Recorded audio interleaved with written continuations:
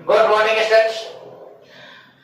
तो जैसे कि आपको बताया कि हमारा फिजिक्स वर्ड जो था चैप्टर वो हमारा कंप्लीट हो चुका है। इसमें हमने फोर्स के पोर्शन को और डिस्कवरी के पोर्शन को अभी छोड़ा है। ठीक है, उस पोर्शन को हम समय के साथ लेंगे। जैसे जैसे हम टॉपिक्स आगे बढ़ते जाएंगे वैसे वैसे हम लेंगे। जैसे जैसे फोर्स आएगा तो हम फोर्स को डिस्कवर करेंगे, फोर्स को वहीं पे एक्सप्लेन करेंगे। ठीक है, बाकी जो भी चीजें हैं उन सभी को साथ साथ में एक्सप्लेन करेंगे। हम पर्टिकुलर फिजिक्स जो फिजिक्स वर्ड में जो वर्ड है उनको सीधा यूज ना करके पहले हम फिजिकल क्वांटिटी को आपको इंट्रोड्यूस करेंगे और फिर उसके बारे में इंट्रोडक्शन करेंगे। ठीक है ना, तो इस तरह से हम करेंगे।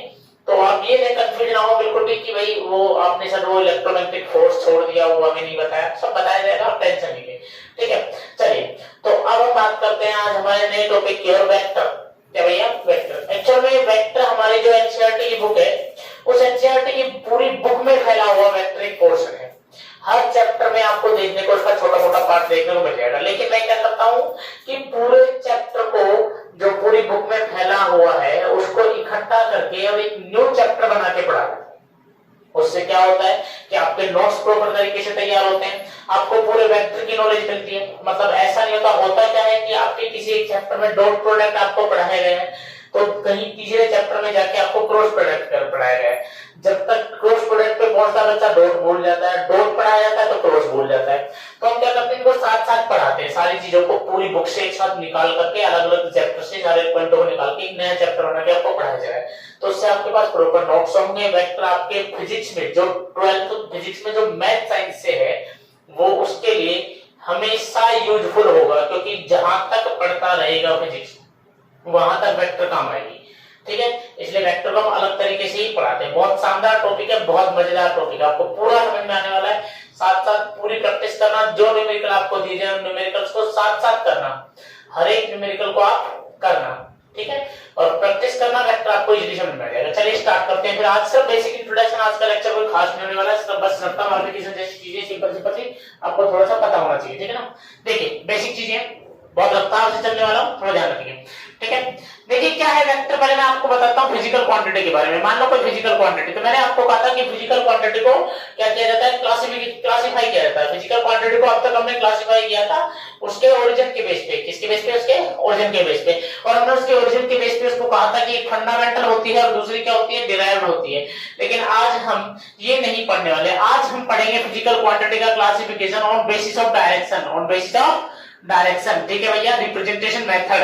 तो आज हम फिजिकल क्वांटिटी को क्या करेंगे भैया, आज हम इसको वापस से क्लासिफाई करेंगे, लेकिन इस क्लासिफाई का बेस होता है। लेकिन मैंने क्या कहा था, किसी भी चीज को क्लासिफाई करने के लिए एक बेस चाहिए।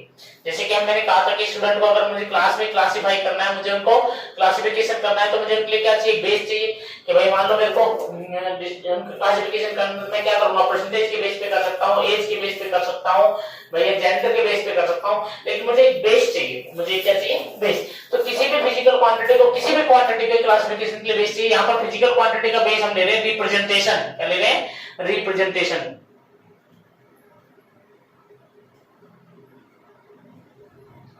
रिप्रेजेंटेशन कि हम उसको रिप्रेजेंट कैसे करते हैं, हम उसको रिप्रेजेंट कैसे करते हैं। तो रिप्रेजेंटेशन की बात करें, रिप्रेजेंटेशन कैसे करते हैं इस चीज को हमें थोड़ा सा ध्यान रखना है। तो देखिए रिप्रेजेंटेशन के बेसिस पर फिजिकल क्वांटिटी 3 टाइप की होती है। कितने टाइप की होती है? 3 टाइप की। पहली होती है वेक्टर, दूसरी हमारी होती है स्केलर, और तीसरी हमारी होती है टेंसर। होती है टेंसर। ठीक है, तो अब ये 3 फिजिकल क्वांटिटी हमें पढ़नी है, वेक्टर, स्केलर एंड टेंसर। इसके बारे में बहुत ज्यादा डिटेल से हम डिस्कस नहीं करेंगे क्योंकि हमारे सिलेबस में नहीं है, बस इसकी आपको थोड़ी सी नॉलेज दी जाएगी। बाकी ये दोनों आपको पूरे डिटेल से आनी चाहिए। तो पहले मैं बात करता हूं वेक्टर क्वांटिटी के बारे में। आज मैं सिर्फ इनके क्लासिफिकेशन में, इनकी सिर्फ डेफिनेशन के रिस्पेक्ट में ही बात करूंगा कि वेक्टर किसे कहेंगे हम लोग और स्केलर किसे कहेंगे। थोड़ी सी मैं कहानी सुनाता हूं, आपको थोड़ी फील आ जाएगी वेक्टर की और स्केलर की। सोचो कि आज तुम्हारी स्कूल पिकनिक पे जाती है और ये वो रोड है जिसपे तुम्हारी स्कूल बस जा रही है। मान लो रोड बड़ा ही बेकार है, कीचड़ बना हुआ है, और यहां पर आकर के तुम्हारी बस, जिस बस में तुम बैठे हुए हो, ये बस यहां पर आकर के तुम्हारी बस यहाँ पे फंस जाती है भाई कीचड़ के अंदर। अब ड्राइवर आप सभी से कहता है कि भाई उतर के थोड़ा सा हेल्प करो, उतर के थोड़ी सी क्या करो, हेल्प करो। ठीक है भाई, ड्राइवर तुम सबसे कहता है कि थोड़ी सी क्या करो, हेल्प करो भाई। अब तुम सब स्टूडेंट क्या करते हो, उतरते हो बस की छत पे चढ़ जाते हो। बस की कहां पे चढ़ जाते हो, छत पे। ठीक है भाई, उसने कहा कि धक्का लगाओ, ड्राइवर ने क्या कहा कि धक्का लगाओ, और तुम सब छत पे चढ़ जाते हो, छत से लगाते धक्का नीचे की ओर, ये लो नीचे। क्या बस निकल पाएगी, क्या बस निकल जाएगी? आप बताओ, आप बस की छत से नीचे की ओर पुश कर रहे हो ऐसे, क्या बस निकल जाएगी? बस कीचड़ से बाहर निकल जाएगी क्या? नहीं निकलेगी। क्या तुम फोर्स नहीं लगा रहे, क्या तुम फोर्स नहीं लगा रहे, क्या लगा रहे हो, धक्का लगा रहे हो, लगा रहे हो, लेकिन क्या बस बाहर निकल जाएगी कीचड़ से? आप कहोगे सर नहीं निकलेगी। ड्राइवर तुमसे करके कहता है कि नहीं भैया इधर नहीं, आप पीछे से धक्का लगाओ। अब आप बस के पीछे जाते हो, पीछे से धक्का लगाते हो, बस निकल जाती है। देखो दोनों ही सिचुएशन में आपने फोर्स अप्लाई किया, यहां भी फोर्स अप्लाई किया और यहां भी फोर्स अप्लाई किया, लेकिन जब यहां फोर्स अप्लाई किया तो आप जो वर्क चाह रहे थे, जो आउटपुट चाह रहे थे, क्या आपको वो आउटपुट मिला? आप कहोगे सर नहीं, आपको वो आउटपुट नहीं मिला। लेकिन जैसे आपने इधर से फोर्स लगाया, आपको वो आउटपुट मिल गया, आपको आउटपुट मिल गया। क्या फर्क था दोनों में? क्या स्टूडेंट कम ज्यादा हुए? नहीं, स्टूडेंट भी उतने थे। क्या फोर्स कम ज्यादा लगा? नहीं, फोर्स भी उतने लगा। फिर दोनों में क्या फर्क आया, क्या चेंज आया? चेंज ये आया कि इधर आपने जो फोर्स लगाया उसकी डायरेक्शन अलग थी, और इधर जो फोर्स लगाया उसकी डायरेक्शन क्या थी, अलग थी। मतलब आउटपुट डिपेंड कर रहा है किस पर, डायरेक्शन पर। किस पर डिपेंड कर रहा है, डायरेक्शन पर। यह आउटपुट से मतलब क्या है, यह आउटपुट मैग्नीट्यूड ही तो है। अरे क्या है, मैग्नीट्यूड ही तो है। मतलब ऐसी फिजिकल क्वांटिटी जिनका सिर्फ मैग्नीट्यूड हो तो काम नहीं चलेगा। साथ में अगर आपको करेक्ट आउटपुट चाहिए, जो आउटपुट आप रिक्वायरमेंट है आपको उस आउटपुट की, वो अगर आपको आउटपुट चाहिए तो उस आउटपुट के लिए आपको एक फिक्स डायरेक्शन भी चाहिए होती है। ये क्या चाहिए होती है, डायरेक्शन भी।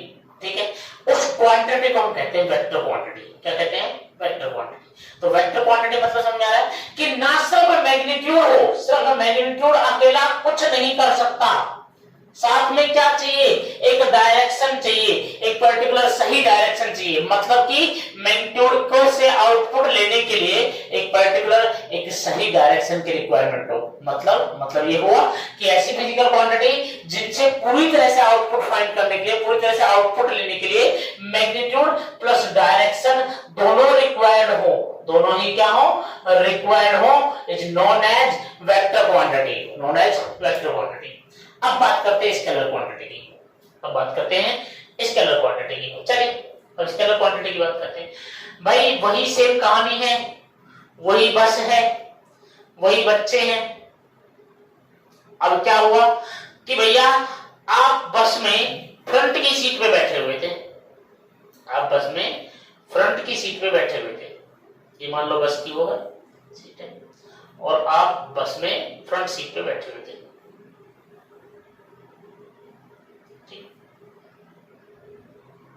बस में कहां बैठे हुए थे भैया, फ्रंट सीट पे बैठे हुए थे, कोई दिक्कत नहीं है। ठीक, ये हमारी वो बस है, यहाँ पे आप फ्रंट सीट पे बैठे हुए थे यहाँ पर। अब क्या हुआ, आप यहाँ बैठ करके आप कोई भी गेम खेल रहे थे। मान लो आप अपने मोबाइल में गेम खेल रहे थे, आजकल पबजी बहुत चल रहा है, मान लो आप पबजी खेल रहे, कोई समस्या नहीं थी।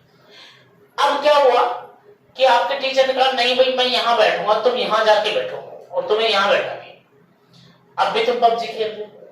क्या तुम्हारी यहां से और यहां तक जगह चेंज हुई, तुम्हारी डायरेक्शन चेंज हुई? उस कंडीशन में यहां पर भी आके आप गेम खेल सकते हो, यहां पर भी खेल सकते हो। आपका जो आउटपुट था गेम खेलना, क्या उस पर कोई फर्क पड़ा? फर्क पड़ा क्या? नहीं। मान लो आप घर में स्टडी कर रहे हो, मान लो ये आपका घर है, घर के इस कॉर्नर में, इस वाले कमरे में आप स्टडी कर रहे हो। आज आपको अगर गलती से इस कमरे में बैठने दिया जाए, दोनों कमरे सेम है, तो भाई साहब एक बात बताओ, क्या आप यहाँ नहीं पढ़ पाओगे? पढ़ पाओगे। स्कूल में भी ऐसा ही होता है कि आपको मान लो आपका कमरा ये है, लेकिन किसी कारणवश आपको इस कमरे में बैठा दिया जाता है, तो क्या आपकी स्टडी नहीं होती? होती है। क्या वो अफेक्ट करती है क्या कि तुम्हारी पोजीशन चेंज हुई, तुम्हारी डायरेक्शन चेंज हुई, कभी छत पे पढ़ लोगे, कभी लैब में पढ़ रहे हो, कहीं और पढ़ लेते हो, तो क्या तुम्हारी पोजीशन चेंज होती है? क्या तुम्हारा पढ़ने का मेथड है, तुम्हारा आउटपुट था क्या वो खराब होता है क्या? नहीं, आपको आउटपुट मिलता है ना। मतलब ऐसी क्वांटिटी जिसमें आउटपुट जो है, क्या भैया, आउटपुट जो है वो डायरेक्शन पे रिप्रेजेंट ही नहीं करे, डायरेक्शन पे अफेक्ट ही नहीं करे। डायरेक्शन जो हो, कुछ भी हो डायरेक्शन, भैया मैग्नीट्यूड मिलेगा, आउटपुट मिलेगा। उस फिजिकल क्वांटिटी को हम कहते हैं स्केलर क्वांटिटी। तो स्केलर क्वांटिटी समझ में आई कि भैया ऐसी फिजिकल क्वांटिटी जिसको रिप्रेजेंट करने के लिए मैं डायरेक्शन कोई रिक्वायरमेंट नहीं है, डायरेक्शन की जरूरत नहीं है, सिर्फ मैग्नीट्यूड चाहिए, क्या कहलाएगी? स्केलर। जबकि वेक्टर में क्या था? मैग्नीट्यूड, साथ में क्या चाहिए? डायरेक्शन, लेकिन इसमें सिर्फ क्या चाहिए? मैग्नीट्यूड। अब बात करते हैं टेंसर क्वांटिटी की। तो देखिए टेंसर क्वांटिटी बड़ी ही अच्छी क्वांटिटी। देखिए ये क्वांटिटी की खासियत क्या है? इस क्वांटिटी की खासियत क्या है? ये कुछ हद तक वेक्टर को फॉलो करती है, कुछ हद तक ये क्या करती है? वेक्टर। मतलब इसके बाद डायरेक्शन होती है, इसके बाद डायरेक्शन होती है, बट ये वेक्टर के जो लो हैं, देखो वेक्टर जो है, वेक्टर को ऐड करने के, सब्ट्रैक्ट करने के, मल्टीप्लाई करने के, इनके अलग लो है। इनके क्या है? अलग लो है। तो इसके बहुत सारे लो हैं जो हम आगे पढ़ेंगे। उन लो को ये फिजिकल क्वांटिटी फॉलो नहीं करती है। टेंसर जो है उसके पास मैग्नीट्यूड भी होता है, डायरेक्शन भी होता है, लेकिन ये वेक्टर लो को फॉलो नहीं करती है, वेक्टर लो को फॉलो नहीं करती है। ऐसी फिजिकल क्वांटिटी को हम कहते हैं टेंसर फिजिकल क्वांटिटी। क्या कहते हैं? टेंसर। बेसिक था, आज सिर्फ मैंने इंट्रोडक्शन दिया था, बाकी कुछ नहीं। कल हम इसको बहुत अच्छे तरीके से स्टार्ट करेंगे, और चीजें पढ़ेंगे इसमें इंपॉर्टेंट। तो भैया सीधी सी बात है, चैप्टर बहुत शानदार है, आपको बहुत धीरे धीरे पढ़ाऊंगा, समझ में आने वाला है। न्यूमेरिकल्स आप साथ साथ करते रहिए। इसी के साथ वीडियो को क्या कर देंगे भैया? शेयर कर देंगे, लाइक करेंगे, सब्सक्राइब करेंगे चैनल को, और साथ में भैया अपने घर पे रहेंगे, सुरक्षित रहेंगे, बढ़िया रहेंगे।